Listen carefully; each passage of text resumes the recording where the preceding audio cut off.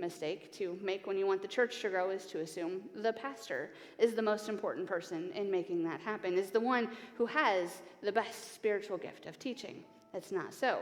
If you've attended church for any length of time, I'm sure you've realized that pastors are just like everybody else, gifted with a wide variety of spiritual gifts. Some may have the gift of teaching and are excellent preachers, unlike me, who has to look at my words or I lose my train of thought.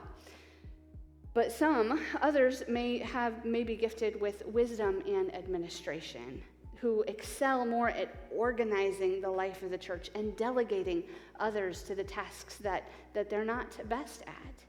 Each gift is a blessing and is useful for building the body of Christ, as long as it's used. And that applies to pastors as well as everyone else.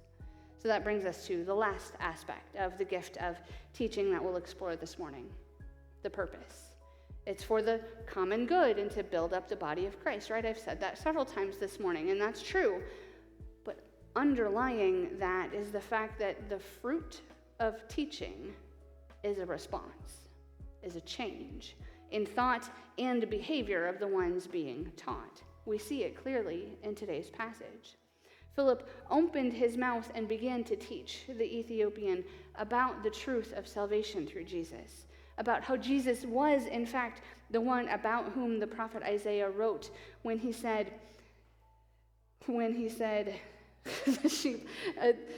wrote about the sheep silently led to slaughter. And when Philip opened his mouth and taught him that, the Ethiopian opened his heart and he believed. And he asked to be baptized, and he went on his way rejoicing.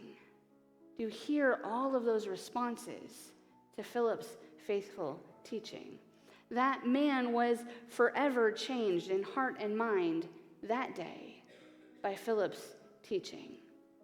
But that wouldn't have happened if the Ethiopian hadn't been willing to be taught. Teaching was instrumental to the life, the expansion of the church, expansion of the early church. But we have to remember that it wasn't just the teachers, right? They had an audience. There were people, both new believers and those who considered themselves to be mature in their faith, who were willing to actually listen and respond to the teachers. In the book of Acts, we find that almost everyone seems to have had a genuine desire to continue growing in their faith.